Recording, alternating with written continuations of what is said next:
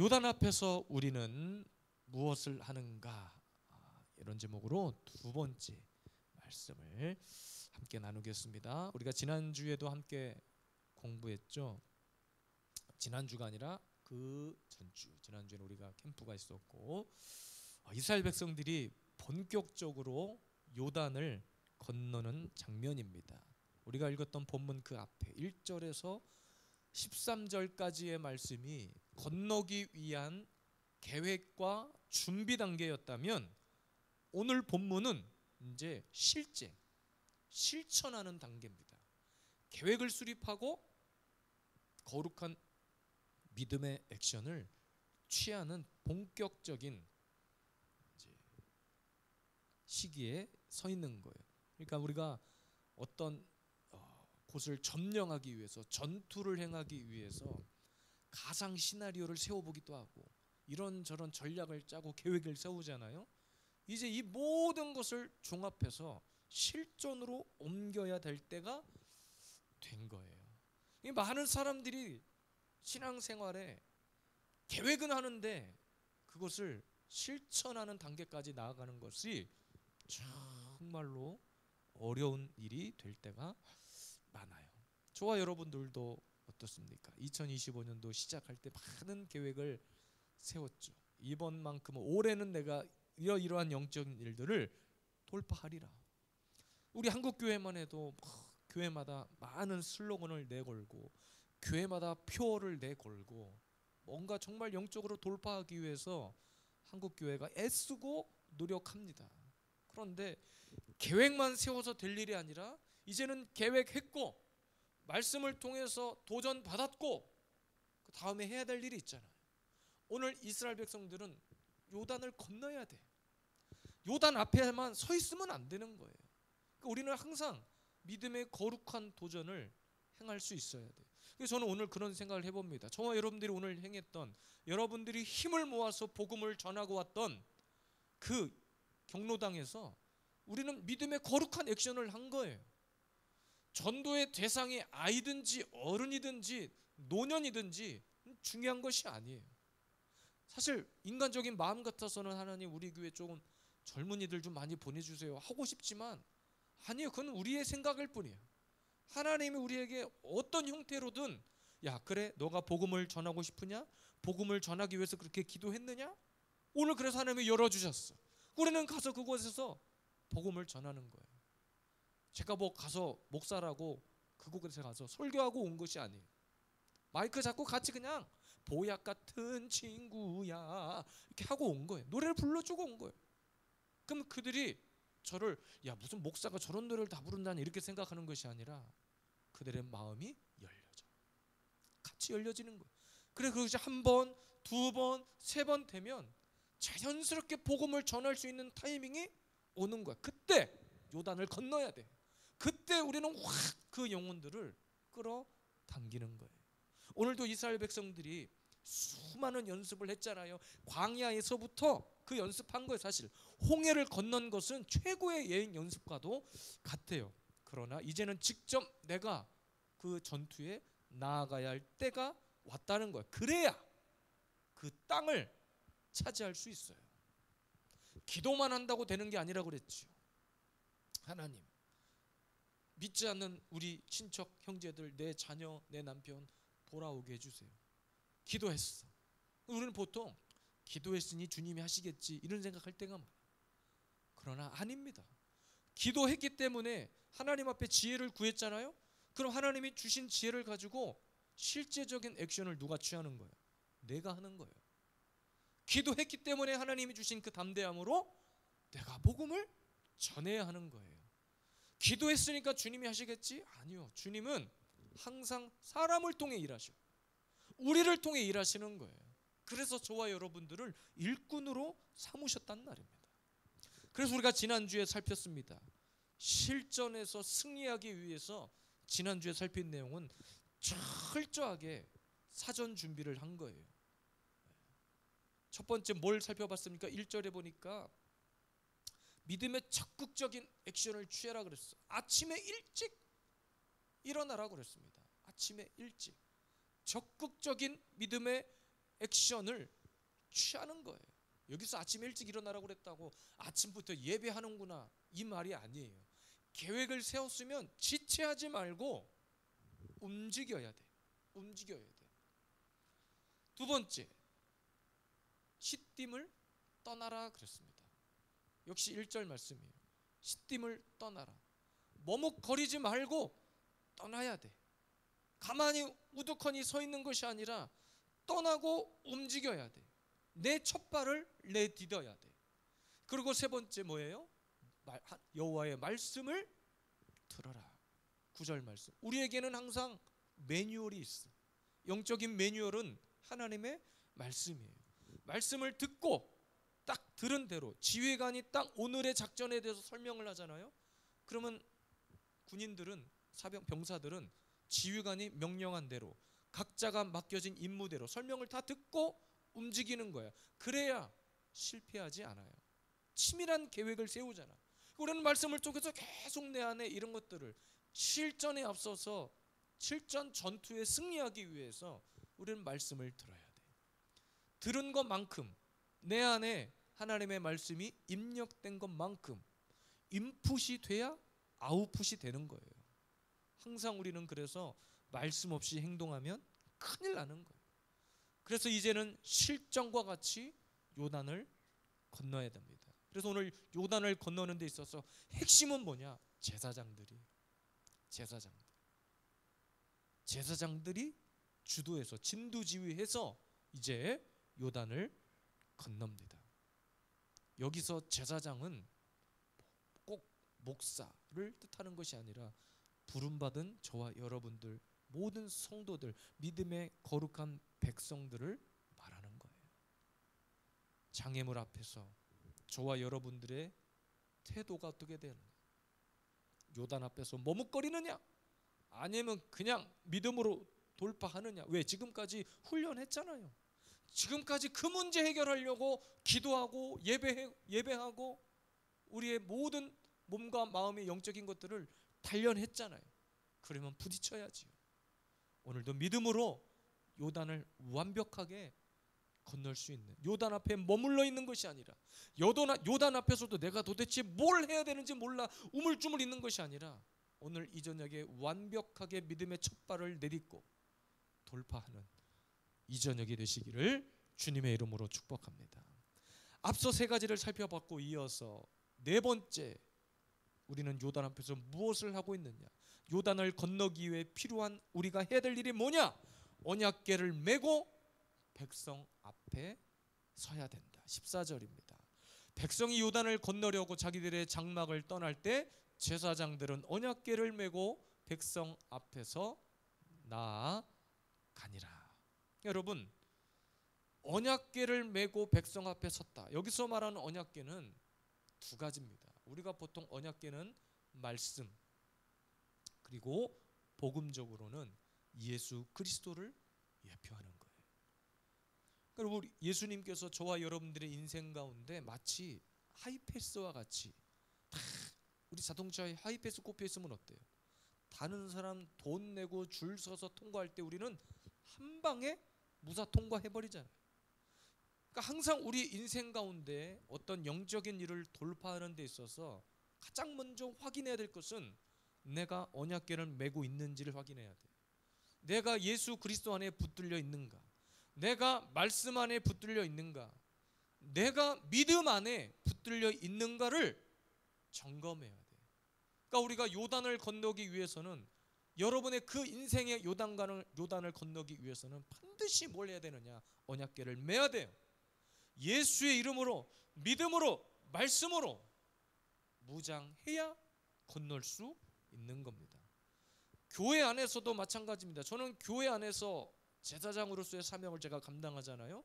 그래서 저도 마찬가지예요. 제가 세상 논리, 세상의 어떤 정치적인 거, 어떤 세상의 그냥 윤리 도덕 같은 것으로만 여러분들에게 막 앞장서서 뭘 하는 것이 아니라 늘 저는 이곳에서 말씀으로 여러분들에게 진두지휘하며 끌고 나가는 거예요. 전도를 해도, 새가족 양육을 해도 필요한 것은 말씀이에요. 그래서 그 시간을 통해서 계속 영혼들에게 언약궤를 메고 가도록 저는 재촉하는 일을 하는 거예요. 그래서 그 언약궤를 맨 사람들은 항상 적극적인 자세가 필요해. 왜? 언약궤 맸잖아요. 예수 그리스도가 늘 내 안에 함께 있다고 우리는 믿잖아요. 지금까지 그것 때문에 훈련했잖아요. 그래서 우리는 언약궤를 맨 사람들은 아무리 힘들어도 미래를 내다보는 거예요.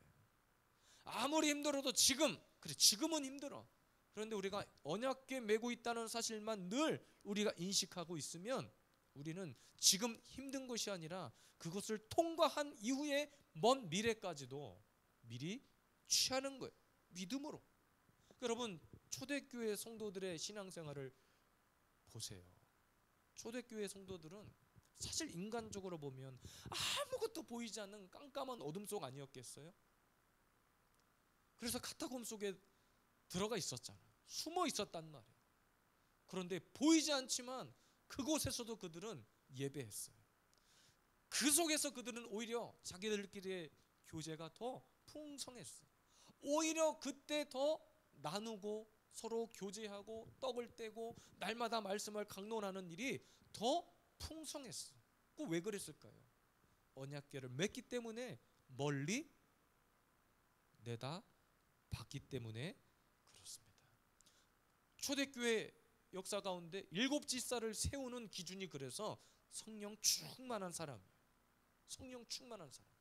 언약궤를 맨 영적 지도자와 같은 사람이잖아요. 사도행전 6장 5절에 보니까 온 무리가 이 말을 기뻐하여 믿음과 성령이 충만한 사람을 택하여. 언약궤를 맨 사람들은 다른 말로 말하면 성령이 충만한 사람들이란 뜻이에요. 성령이 충만한 사람. 사사기 1장에서도 비슷한 장면이 나옵니다. 여호수아가 죽은 후에 계속해서 정복 전쟁이 일어난단 말이에요. 그러니까 사사기 1장 1절에 우리가 가운데 누가 먼저 올라가서 싸우리까? 누가 먼저 싸우리까? 계속 싸워야 돼. 항상 계속 영적인 돌파가 필요한 거예요. 그때마다 필요한 사람이 누구였는가? 언약궤를 맨 사람이에요. 하나님의 말씀으로 무장한 사람이에요. 그래서 여러분, 유다 지파는 이 갈렙 족장 있잖아요. 유다 지파의 그 갈렙 족장은 항상 선봉에 섰어. 항상 굳은 일을 마다하지 않았어. 영적으로 믿음을 상징하는 거예요. 믿음. 여러분, 어떤 사람이 어떤 영적인 돌파를 가장 쉽게 먼저 도달하느냐? 믿음 있는 자예요. 왜? 언약궤를 메고 있다는 사실을 항상 인식해. 그 언약궤를 메고 항상 나가는 거예요. 그러니까 두려움이 없어. 거칠 것이 없어. 언약궤를 맨 사람들은 그래서 그런 사람들이 두려움은 찾아올 수는 있어요. 그런데 금방 이거 하나님 주신 것이 아니에요. 믿음과 불안함과 초조함은 하나님이 주신 것이 아니라는 사실을 딱 깨닫고 맞아, 나 언약궤 메고 있지 하고 뚝 결단하고 앞으로 나아갈 수 있는 거예요. 그러니까 우리는 내가 언약궤를 메고 있는지 메고 있지 않은지를 분별하려면 내가 지금 먼 미래를 보고 나아가고 있는지 아니면 땅 보고 그 앞에만 보고 있는지를 보면 되는 거예요. 오늘 우리 예수비전 세움교회 성도들은 언약궤를 메고 백성 앞에서 어디에서든지 가정에서든지 진두지휘해서 예수 그리스도의 이름으로 말씀으로 무장해서 믿음으로 똘똘 뭉쳐서 어떠한 아픔이 오고 어떠한 시련이 와도 끝까지 원래 가려고 했던 그 목적지에서 이탈하지 않기를 주님의 이름으로 축복합니다. 인생의 요단 앞에서 우리가 해야 될 일은 언약궤를 메고 앞장서는 거예요. 5번째입니다. 요단 앞에서 우리는 무엇을 하고 있는가? 뭘 해야 되는가? 발을 물에 넣어라 그랬습니다. 15절 말씀. 요단이 곡식 거두는 시기에는 항상 언덕에 넘치더라. 궤를 맨 자들이 요단에 이르며 궤를 맨 제사장들의 발이 물가에 잠기자 그랬습니다. 그리고 16절에 보니까 흘러가는 물은 온전히 끊어졌다 그랬습니다. 여러분, 요단에 도착했다고 지금 바로 강을 건널 수 있는 것이 아니었잖아요. 무슨 일이 다음에 수행되어야 하냐면 제사장들의 발이 물에 닿아야 물이 끊어지는 거예요. 물을 뚫고 지나가는 것이 아니라, 여러분 홍해가 갈라졌을 때도 어땠어요? 첨벙 물을 밟고 지나간 것이 아니라 홍해가 갈라져서 마른 땅을 육지처럼 건넜다고 그랬어요. 홍해 바다를 육지처럼 건넜다고 했습니다. 그러기 위해 필요했던 것은 모세의 지팡이뿐만 아니라 그 믿음의 결단 뒤에 믿음으로 모세를 따라서 그곳에 발을 내딛었던 이스라엘 백성들이 있었기 때문이에요. 오늘도 마찬가지입니다. 요단을 건너는데 뭘 해야 되느냐? 우리의 발이 물에 닿아야 돼. 물속에 넣어야 돼. 15절 말씀해 보니까 요단이 곡식 거두는 시기였다라고 기록하고 있단 말이에요. 또 항상 언덕에 물이 넘쳤다는 거예요. 그러니까 제방 뚝 같은 것을 지금 넘어서는 거예요. 이때 요단 강의 깊이가 한 3m에서 4m 정도 됐다고 합니다. 넓이는 한 30m 정도 되고, 이런 강을 여러분 우리가 당시적으로 처자식과 기르는 가축들을 다 데리고 건넌다는 것은 불가능한 일이에요. 그런데 이런 상황에서 제사장들이 먼저 발을 내딛었다는 것은 여러분 희생을 이야기합니다. 희생. 우리의 발을 먼저 물에 넣어야, 여러분들을 왜 먼저 수많은 우리 형제 자매들 중에 우리를 부르셨는가? 저와 여러분들을 통해서 먼저 발을 내디라는 거예요. 먼저 희생을 하라는 거예요. 그러니까 여러분 어떤 새 역사 가운데 우리나라도 그렇고 역사를 되짚어 보면 항상 이런 희생하는 자들을 통해서 위대한 역사를 이루게 하셨어요. 누군가 희생을 통해서. 우리나라도 역사적으로 마찬가지잖아요. 그런 아픔의 역사를 가지고 있지만 그 당시에 그런 목숨을 건 희생이 아니었다면 지금 우리나라 역사를 장담할 수 없어요.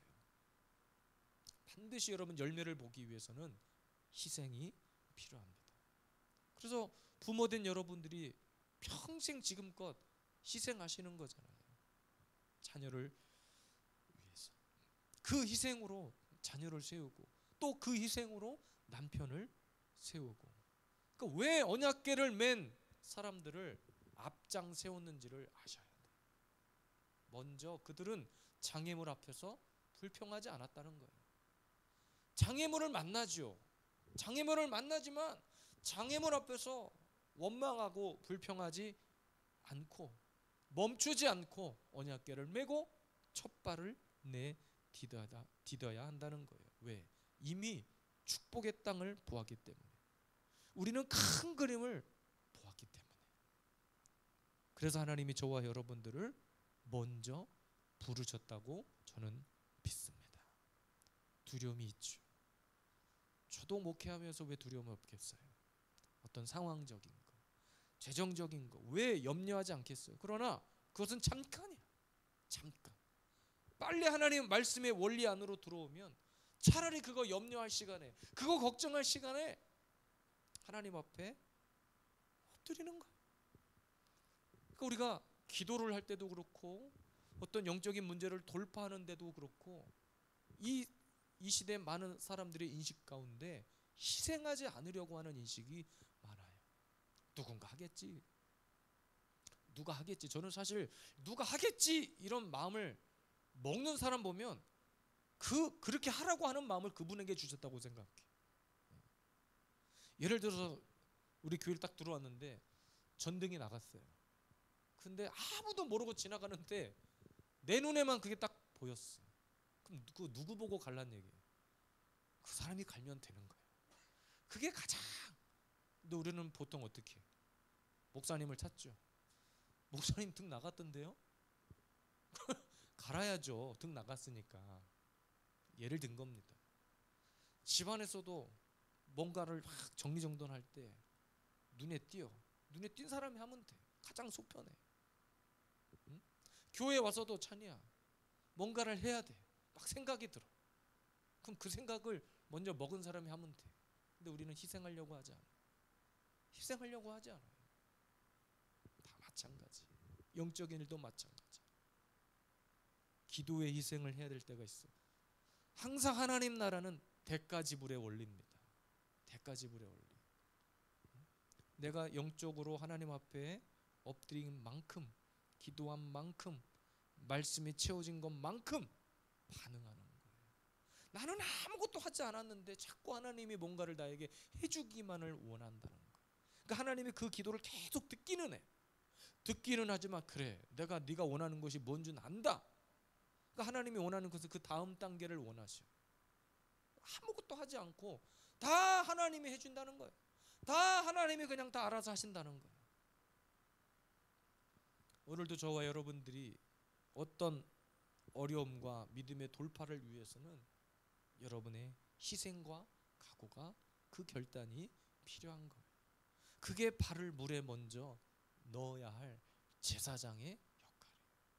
다른 사람보다 먼저 부름받아 예배하는 저와 여러분들이 해야 될 일이, 언약궤를 맨 저와 여러분들이 해야 될 일이 바로 발에 물을 넣는 거예요.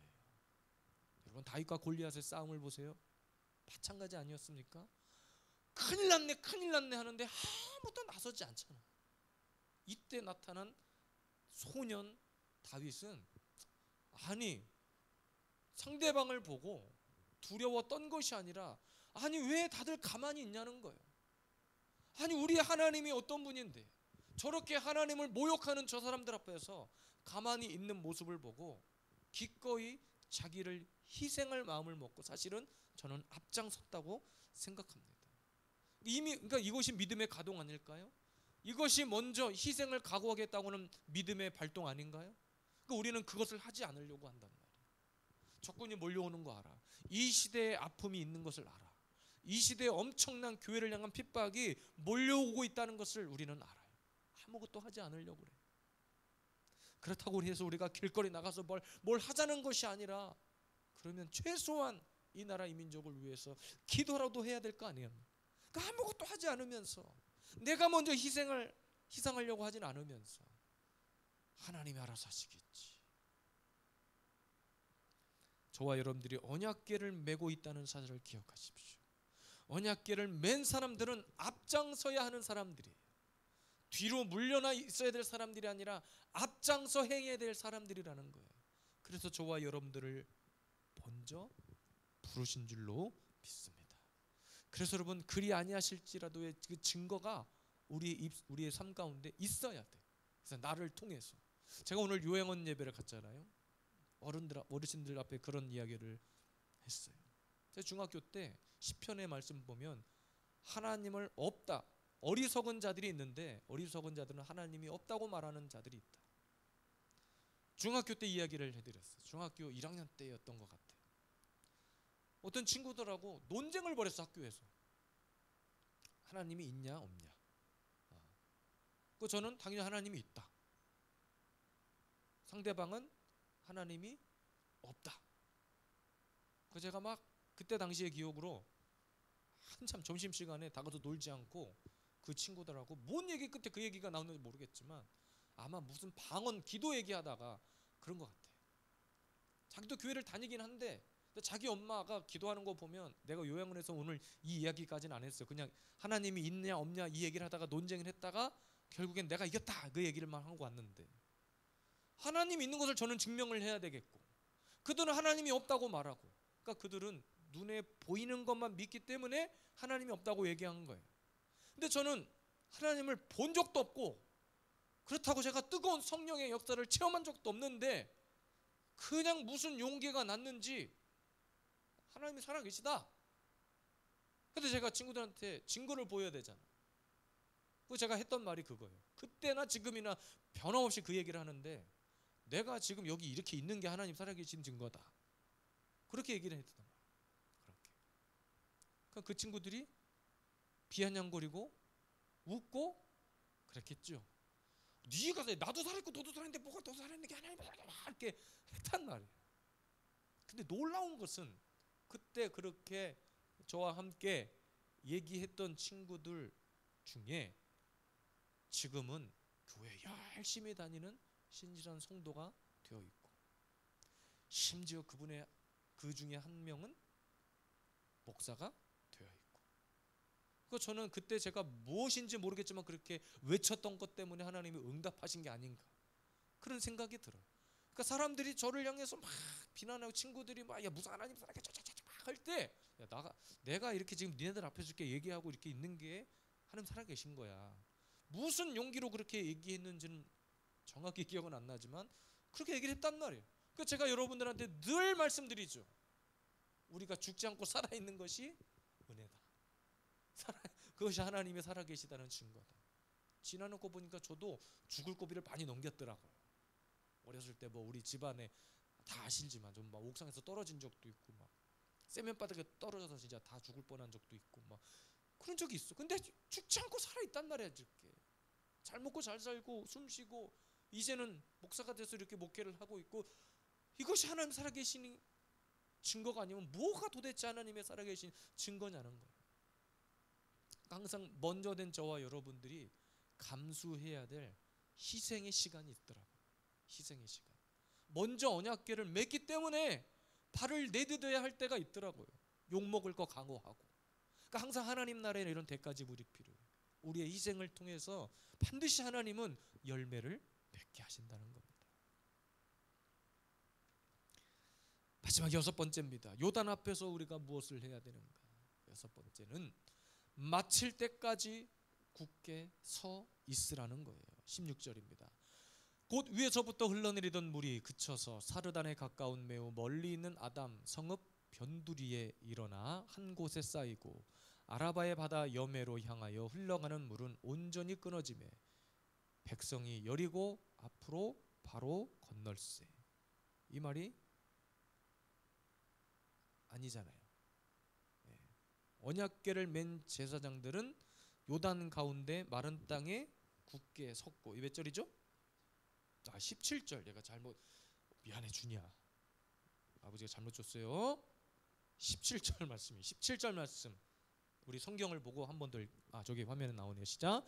여호와의 언약궤를 맨 제사장들은 요단 가운데 마른 땅에 굳게 섰고, 그 모든 백성이 요단을 건너기를 마칠 때까지 모든 이스라엘은 그 마른 땅으로 건너갔더라 그랬습니다. 조금 더 17절을 쉽게 설명하면 이런 얘기. 언약궤를 맨 제사장들은 모든 백성이 요단 건너기를 마칠 때까지 요단강 한복판에 굳게 서 있었다는 거예요. 그러니까 여러분, 요단을 건너는 사람이 한두 명이겠습니까? 언약궤를 맨, 그리고 발에 그 바다의 물을 첫 발을 내디든 저와 여러분들을 통해서 구원해야 될 영혼이 한두 명이에요? 그냥 내 옆에 있는 한 사람 구원하고 끝이 아니라 저와 여러분들을 통해서 하나님이 구원하시고자 작정한 영혼들이 있단 말이에요. 그런데 여전히 언약궤를 맨 제사장들은 그 자리에 요단강 한복판에 그냥 서 있었다는 거예요. 그러니까 여러분, 말씀을 붙든 사람, 예수님을 붙들고 가는 사람, 믿음의 사람은 요동치지 않는다는 거예요. 항상 믿음의 그 자리에 서 있어야 되는 거예요. 영적인 자리를 이탈하지 않는다는 거예요. 감정에 따라서 이리 왔다 저리 왔다 하지 않는다는 거예요. 교회 안에 사람들이 모이다 보니까 얼마든지 때로는 시험거리가 찾아올 수 있어요. 왜 아니겠어요? 교회가 이거는 크다고 작다고 차이가 있는 것이 아니라 교회 안에서는 얼마든지 그런 일들이 있을 수 있습니다. 그러나 나의 믿음이 얼마만큼 성숙해 있는가를 가늠해 볼 수 있는 것이 있는데, 어떠한 경우에도 흔들리지 않는 사람이 있어. 그냥 우리가 대화하고 교제하는 것은 그걸로 끝이야. 혹시 상한 감정이 있다면 상한 감정을 겉으로 표출하기보다는 끝까지 하나님 앞에 그냥 토설하고 그거를 딱 끝내버리는 사람. 참 그게 쉬운 일은 아닌 것 같긴 한데 저는 그것이 흔들리지 않는 믿음 같아요. 요동치지 않는 믿음이라고 생각합니다. 많은 교회들이 과거에 신천지나 이단에 막 넘어가는 일들이 비일비재, 지금도 마찬가지. 교회가 통째로 이단에 넘어가는 경우도 있어요. 그러니까 저는 한 가지로 요약하면 원인은 하나님이에요. 믿음으로, 말씀으로 굳게 서 있지 않았기 때문에 그래요. 자녀의 문제 때문에 아파한 사람, 가족 중에 또 어떤 문제가 있어서 뭐 남편을 위해 기도한다든지 아내를 위해 기도한다든지 그런 사람, 뭐 직분자, 내가 직분자이냐 직분자가 아니냐 이건 중요하지 않아요. 그런 문제를 끌어안고 있는 사람일수록 우리는 흔들리지 않아야 돼요. 조동치지 않아야 돼요. 그러니까 이 시대는 갈수록 참고 인내하고 견디는 신앙을 찾아보기 힘들어요. 너무 세상이 힘드니까, 너무 먹고 살기가 힘드니까. 근데 그 지극히 세상적인 생각 아닙니까? 힘드니까 교회를 떠나고, 힘드니까 예배 자리를 떠나고, 오히려 우리는 반대야. 힘드니까 예배 자리에 나오고, 힘드니까 나와서 공동체와 함께 엎드려 기도하고. 이번에도 우리가 여름 캠프 할 때 자녀들이 앞에서 찬양을 하고, 이번에는 제가 주로 아이들을 사진을 찍어주고 영상에 담는 일을 제가 주로 했어요. 그 앞에서 아이들이 찬양을 하고 악기를 연주하고 이렇게 하는데 사실 맨날 그 사진이에요. 그놈들이 그놈들이야 다. 그런데 계속 그렇게 영상을 찍고 사진을 찍다 보니까 참 제 가슴 속에 어떤 감동들이 막 밀려오는 거예요. 진짜 먼 훗날 우리 부모 세대가 이 땅을 떠나고 없을 때 이 다음 세대의 자녀들이 또 자기네들끼리 한 공동체를 이루어서 같이 이렇게 부르짖고 어떠한 일이 있을 때 함께 나누고 모여서 교제하고 기도 제목을 나누고 예배하고, 뭐 이 중에서 누가 주예종이 주예종으로 공식적으로 선포한 애가 한 명 있었어요. 우리 이창성 목사님 아들 승리는 대놓고 얘기했어. 자기가 저는 목사님 될 거예요. 이렇게 옆에서 그냥 약간 우리 아들도 끼워넣기를 한번 해볼까 하다가 굳이 말은 안 했지만 어쨌든 누군가 한 명이 또 그 안에서 영적인 지도자가 나와서 함께 그들 그룹을 이뤘을 때 흔들리지 않고 우리 아이들은 어떤 어려움이 밀려오면 하나님 앞에 나와 먼저 예배하고 먼저 엎드릴 줄 알고, 자, 그런 소망을 하나님이 갖게 하셨단 말이에요. 그러니까 우리는 끝까지 참고 때로는 견디고 인내해야 될 시간들이 필요해요. 요동치지 않고 끝까지 우리의 사명 위에 굳게 서 있는 거예요. 굳게 서리, 영원하신 말씀 위에 굳게 서리. 굳게 말씀 위에 서 있으면 흔들리지 않는다는 거예요. 비바람이 치고 태풍이 불어오지만 어떤 나무가 부러지지 않고 견고히 서 있는가? 뿌리가 견고한 나무인 줄로 믿습니다. 겉만 멀쩡한 것이 아니라 뿌리가 튼튼한 사람이 그래서 돼야 돼요. 그래서 홍해를 건널 때도 보세요. 출애굽기 14장 13절입니다. 모세가 백성에게 이르되 너희는 두려워하지 말고 가만히 서서 여호와께서 오늘 너희를 위하여 행하시는 구원을 보라. 너희가 오늘 본 애굽 사람을 영원히 다시 보지 아니하리라. 너희는 가만히 서서, 이 말은 흔들리지 말고 지금까지 해왔던 것처럼 말씀 위에 서 있으라는 거예요. 요단을 건널 때도 어떤 사람들이 끝까지 요단을 건너느냐? 침착한 사람이 아니에요. 힘 있는 사람이 아니에요.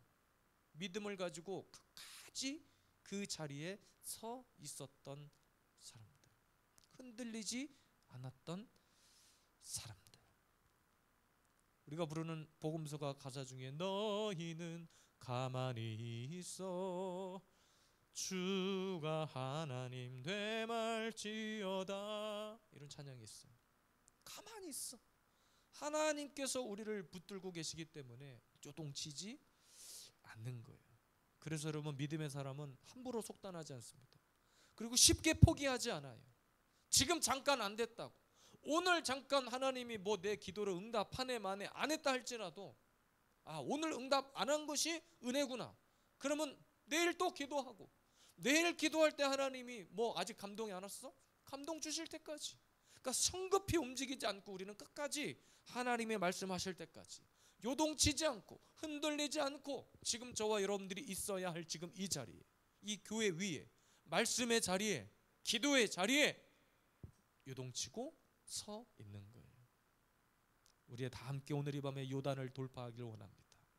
요단을 함께 한 마음 되어서 건너기를 원합니다.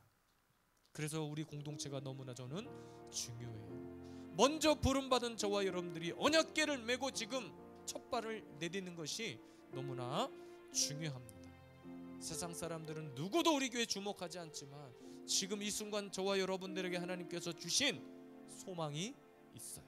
우리 교회 기도의 기초석이 되는 저와 여러분들, 오늘 이 밤에도 요단 앞에 머뭇거리지 말고 요단 앞에서 잠잠히 있는 것이 아니라 거친 풍랑도